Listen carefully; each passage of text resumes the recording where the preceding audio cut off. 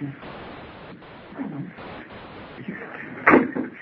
day and welcome to the First Property Group Preliminary Results Announcement Call. Today's conference is being recorded. At this time, I would like to turn the conference over to Ben Habib. Please go ahead. Good morning, everyone. Thank you very much for attending the presentation of our preliminary results for the year ending 31st March 2019. I'm joined in the room by Jeremy Barkas, who is our Marketing Director, as well as George Digby, who is our Finance Director. And we have put together a results presentation which I believe is online on our website. And yep. anyone dialing in should be able to follow the presentation by referring to the website. We will hold a question and answer session at the end for both participants on the telephone as well as in the room. But I think for the formal bit of the presentation, I'm going to hand over to Jeremy Barkas, who actually put the presentation together and has a very good grasp of the numbers in it. And then, of course, I will be available at the end together with George to elaborate on anything that you may wish to have elaborated on, as well as answer questions. So, over to you, Jeremy. Thank you, Ben. If you're looking for it on the website, the section to look under is under the heading Media and News, and then the subheading Presentations, and that's where you'll find this presentation. The first thing that I should mention is really more of a finance director's point, actually, but these results have been materially affected by the deconsolidation of FPROP Opportunities PLC, or FOP as we refer to it.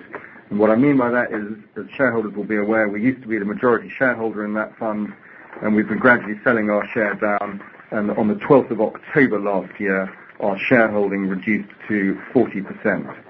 And so from that point onwards, we no longer accounted for our shareholding in that fund as if we owned all of the fund, and we started to account for it on an associate basis, i.e. we just accounted for our share in it.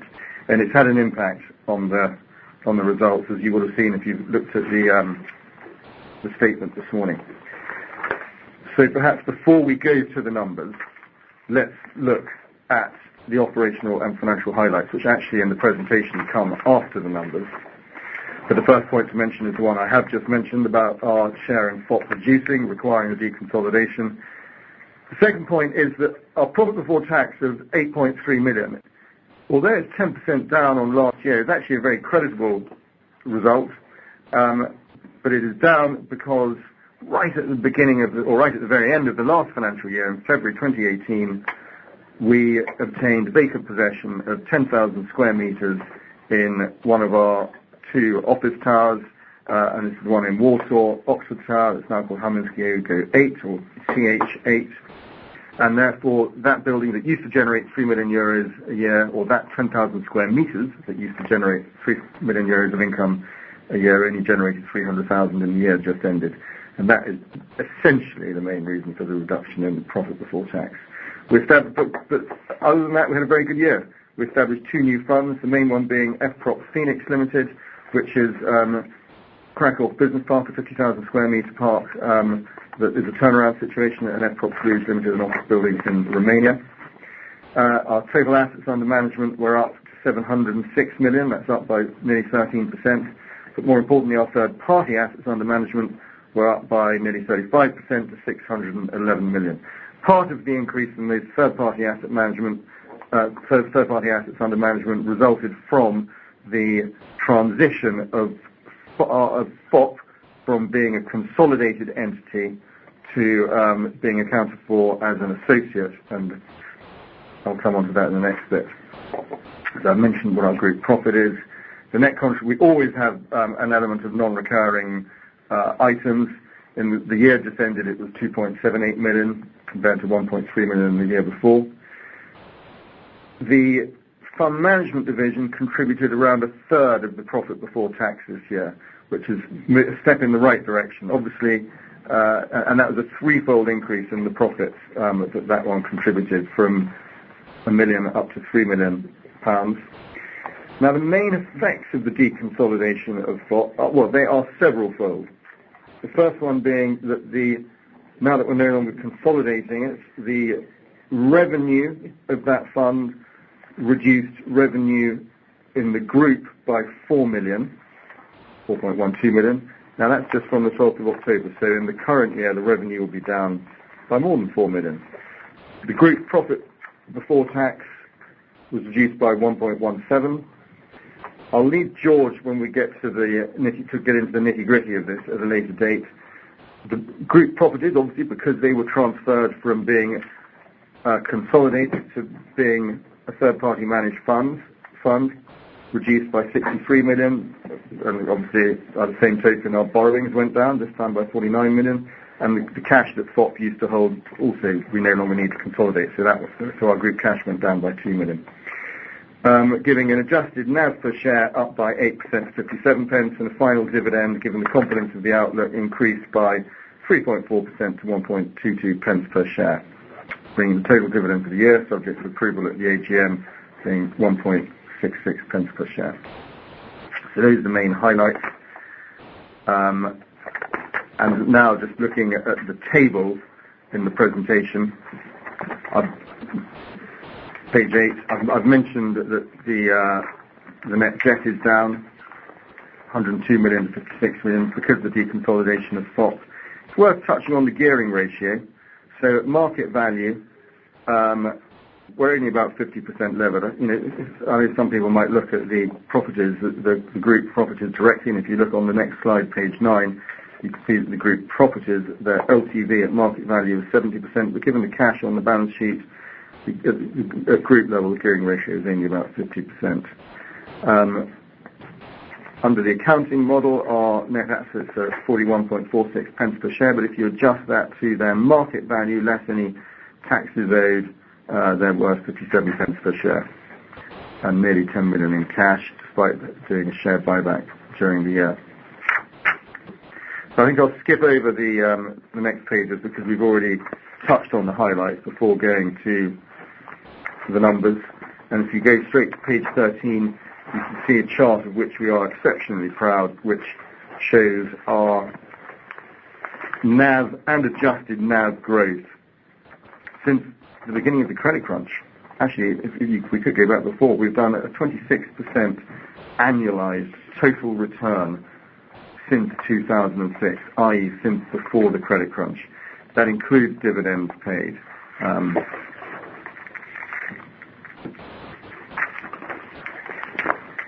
And the outlook gave the directors confidence to increase the dividend again. Over the last, since the credit crunch, we have either maintained or increased the dividend. In fact, since the company's been in existence, we've never dropped the dividend. It's either been maintained or increased, and this year is another increase. It's well covered, 3 times covered. So going into the segments, what made up the profits, if you look at page 16, you can see that the contribution from the fund management division, represented by the grey segment at the top, is increasing from 1 million to 3 million. That's a move in the right direction. The reduction, however, in the orange segment is largely due to the vacancy at Halmenskiege 8, but there are also other reasons that George will go into later, but one we wrote down the value of one of the properties that we own in Gdynia. So now looking at the fund management segment on its own, we skip to page 18. You can see the trajectory of the assets under management, and then the fees follow thereafter. And that's all heading in a nice direction. The contribution from performance fees, represented by the grey segment, larger this year. £500,000 of that was from the Romanian Supermarkets Fund.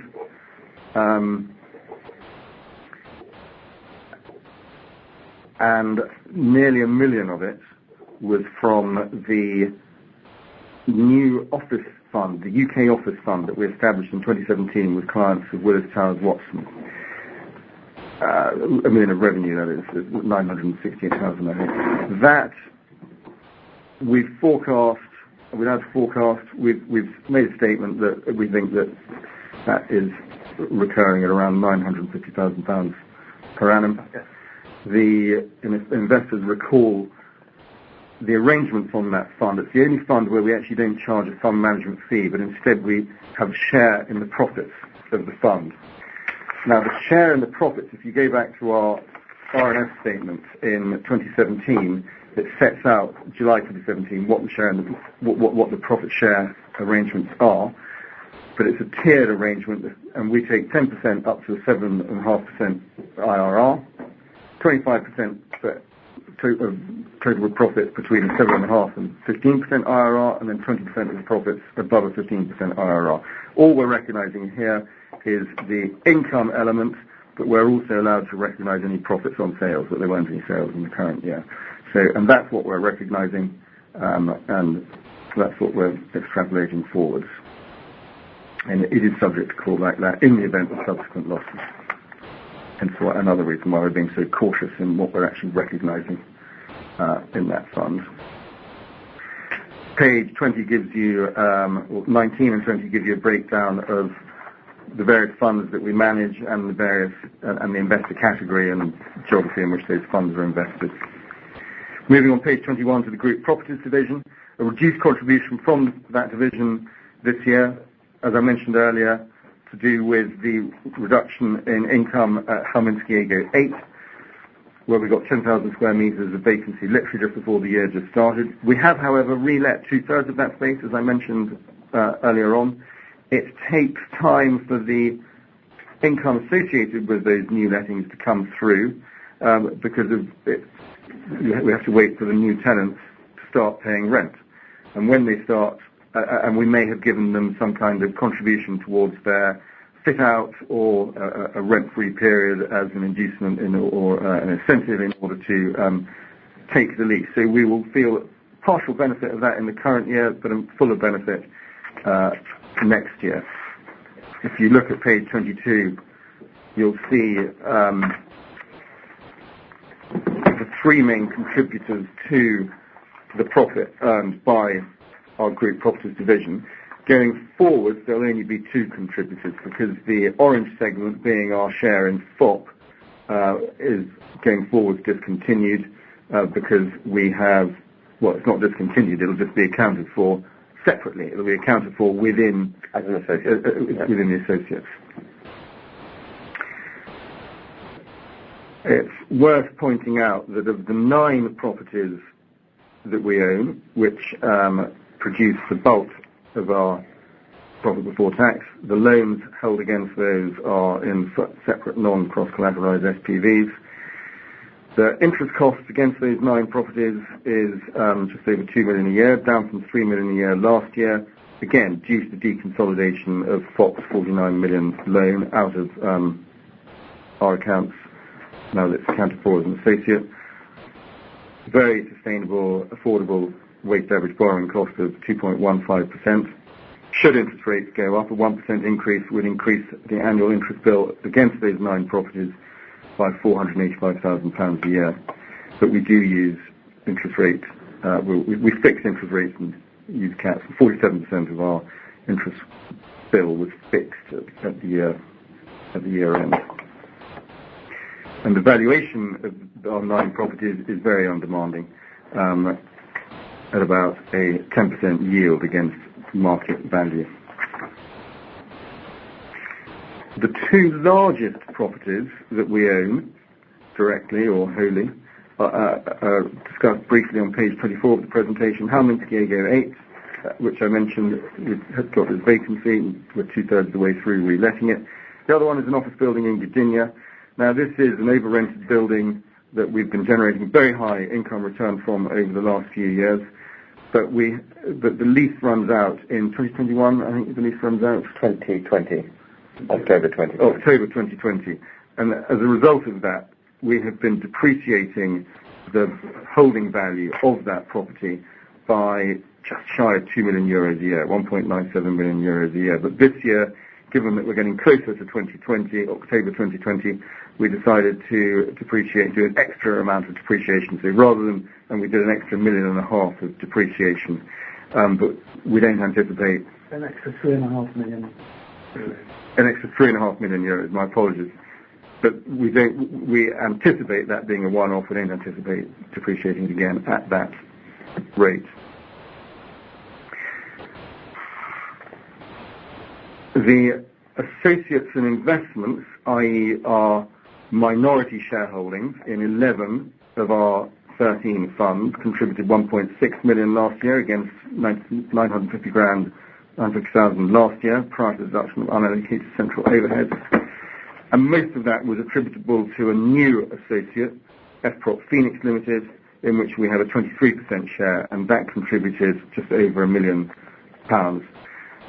Going forwards, FPROP Phoenix is a half-empty or half-full office park that we acquired last year. It's a turnaround situation.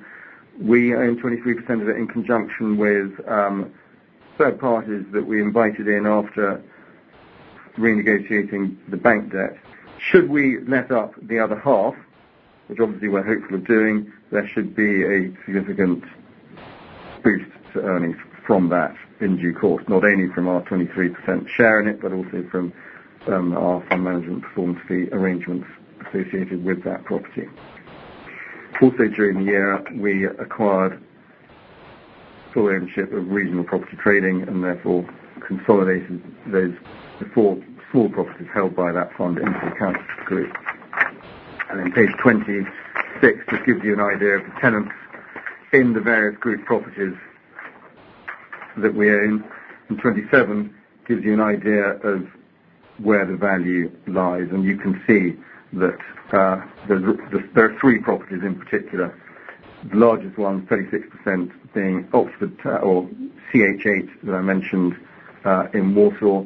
The second largest one being this building up in Gdynia that we've depreciated by extra £3.5 million this year, and the third largest one being Blue Tower, another tower in Warsaw. And those are generating that generates the bulk of our contribution from the group properties division. 3 office buildings. Hence, when you look at page 28, you can see how much is in offices.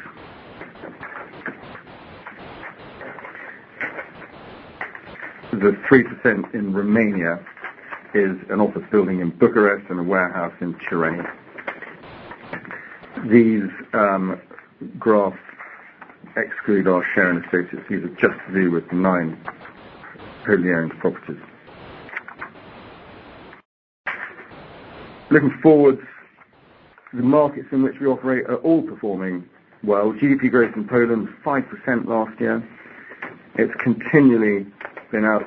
GDP growth in that country has continually been outstripping the UK. Well, I'm sure over the last several years, and we're confident in the continued economic prosperity of that country. The commercial property market is slightly trickier because the economic growth is such that there's quite a lot of new development, but we've navigated that new development extremely well, and our portfolio has continued to deliver mid-teen or higher rates of return on equity.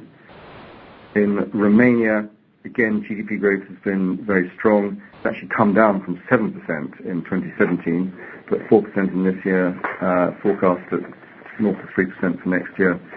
It's harder the liquidity center in Romania is about €1 billion a year of turnover, and it's harder to find deals that we like to do, but we continue to search in that market, and we've got an excellent chap who runs our operation there, who is ex-EBRD. I should mention that in Poland our capabilities are tremendous. We've got a team of 30 plus people 40 people who are capable of all aspects of property and fund management and actual legal as well.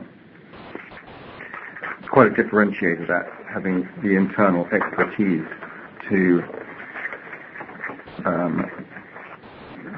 perform these functions ourselves rather than outsourcing them to third parties. And then the UK is a bit more uncertain because of the uncertainty in the political situation, but GDP trucks along at about 1.8%. We've found it challenging to invest more of the offices fund in this environment, but we are looking hard and hoping to continue to make good investments there. But the properties that we do own are all performing well. The retail ones, actually, I mean, retail obviously has been in the eye of the storm, but our tenants are all trading well and continuing to pay their rent. So the outlook, just to reiterate, so we have a company that is extremely nimble at navigating markets and changes in markets, as evidenced by the way that we've, well, I guess let's point to our 26% annualized total return that we've generated for shareholders when measured against the market value, our EPRA NAV, including dividends paid. 26% total return since 2006. I noticed the presentation, it says 24, it's actually 26.2. We've got £85 million of committed capital to invest on behalf of third parties. So all our clients have had good experiences. All our funds have performed well. We've got nearly 10 million of cash for future deals. We've got a capable set of teams in the UK, Poland and Romania. We're operationally geared. We're ready to grow. We're cash generative. It's a very stable platform. The group properties contributes, well, it's a very cash generative business. We've got a progressive dividend policy. Our dividend is 3 times covered. And we think that the jurisdictions in which we operate, UK, Poland and Romania, offer a natural hedge against any Brexit volatility. I've trotted through that very quickly. Ben and George, I hand back to you. Well, that's great. Superb presentation, Jeremy. Thank you very much. I think that's covered everything. Can we open it up now to questions, both on the telephone and in the room, if anyone's got any questions? Thank you. If you would like to ask a question over the phone, please press star one. Star one on your telephone keypad.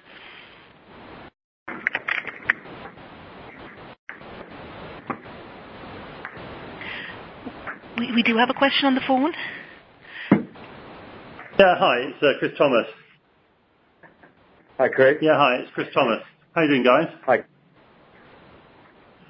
Just on the Gdynia property, obviously you've written it down ahead of that lease expiry. What are your expectations for the tenant staying in or not? I mean, is that partly a sort of recognition of the fact that they might leave, or you know, maybe give a bit of colour around that? Yeah, I mean, it's too early to be definitive on the subject, Chris, as you'll appreciate, with over a year to go on the lease. But no, it doesn't reflect that. There will be a markdown in rent. It was an over-rented property, and really the markdown in value was just to make sure that we're ahead of any reduction in value that may result from the rent coming down. So it wasn't an indication about the likelihood of the existing tenant renewing the lease, about which we are hopeful. There's no reason why they shouldn't renew. They're happy tenants. So, you know, we'll see how that goes. Okay. And also, in respect of Oxford Tower, I mean, I guess a couple of questions. I mean, clearly City were a very big tenant and left quite a big hole. The 70% that has already been let, is that to sort of several different people, or, I mean, have we got a bit more diversified income there now? It's a mixture of different types of tenants. So we have a number of government agencies, and they've taken, I think 2 or 3 government agencies who've taken, you know, a couple of thousand square meters each, something like that. They're quite chunky. And then we've got, and by virtue of their buying power, they've got slightly better rents than the other complexion of tenants, which are essentially SMEs. And we've been letting it to SMEs in sort of lots of 300 to 400 square meters a pop, perhaps with the occasional 900 square meters. And we get a slightly better rent from the SMEs than we do from the government agencies. And typically the lease periods we're signing are about 5 years. Yeah, but so it's much more diversified. Yeah. Oh, much more diversified, much healthier position for the property, and remarkable, Chris, as I hope you appreciate, to have re-let 70% of it within a year. Because there's actually not much marketing preparation you can do ahead of a large tenant leaving. You have to kind of wait for the vacancy. You know, it's all good in theory to get ready for it. We knew it was happening and we were sort of emotionally ready for it, but there's not much you can do practically until they've actually left. And so, you know, I'm really pleased with that, and it's a testimony to the market, the Varsovian office market. Right, yeah. And I mean, overall, what are rental levels like compared to what you were getting from City? Yeah, so City was on about 17.5, 18 euros a square metre, something like that. From the smaller tenant lettings, from the SMEs, the smaller space lettings that we're doing, we're getting sort of 15, 16. And for the government agencies, we're sort of down at 12, 13. Okay, so quite a big reduction, effectively. Yeah. Yeah, we think that we'll end up with about somewhere between, well, once it's fully let, somewhere between 3.2 and 3.6 million euros per annum of NOI of that property. On the whole property? On the whole property, yeah. Yeah. Okay, well, that might partly... Sorry, my sort of final question was around the reduction in underlying NAV, mark-to-market NAV between September and March, which is getting on for 5p. I mean, a big chunk of that, I guess, must be Gdynia, the 3 million right down there, but I couldn't quite work out where the last bit came from. Has there been another sort of... Well, we had a slightly adverse foreign exchange balance sheet movement in the second half. Okay. Which obviously affects the balance sheet. For the income statement, it was absolutely dead level compared to last year, but we had there was a decline in the last month, in the last quarter. Okay, last day. Yeah, last day. I mean, it's the last day. It's the last day, isn't it? Yeah. So that had an overall effect of 2 million on the FX on the balance sheet as disclosed, which you can see in the equity statement. Okay. Right. That would be it then. Thanks. It's actually, you know, while I've got your ear, Chris, and everyone else's ear, I'd just make a point that Jeremy didn't make, that it's actually a remarkable set of results. When you think that the 9.2 million last year was a record profit for the group, and it included the minority interest that FOP was generating, so it wasn't really a true reflection of our profitability. Admittedly, some of the 8.3 also includes FOP in its entirety prior to 12th of October. But, you know, we made these non-recurring profits of 2.78, which is virtually matched last year's 9.2, which was, as I say, you know, record profit. So the group's actually come through the deconsolidation of FOP and the vacancy at CH8 in pretty damn good shape. Having also done a write-down of Gdynia. Yeah, having done a write-down of Gdynia, yeah. You know, so I think, you know, we're as we've always been, Chris, a little solid company. Yeah, no, it's a great record.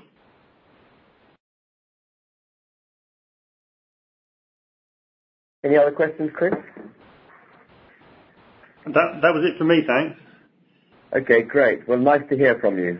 And I'm flattered that you're still staying in touch with us. Not at all. Any other questions on the telephone? As a reminder, to ask a question, please press star 1. Star 1 to ask a question over the phone. Thank you.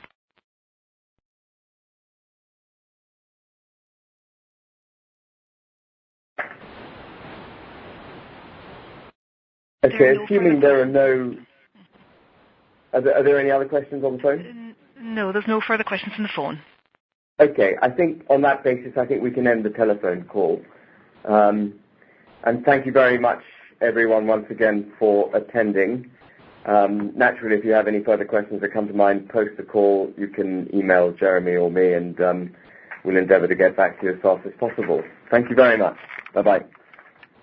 Thank you. That will conclude today's conference call. Thank you for your participation, ladies and gentlemen. You may now disconnect.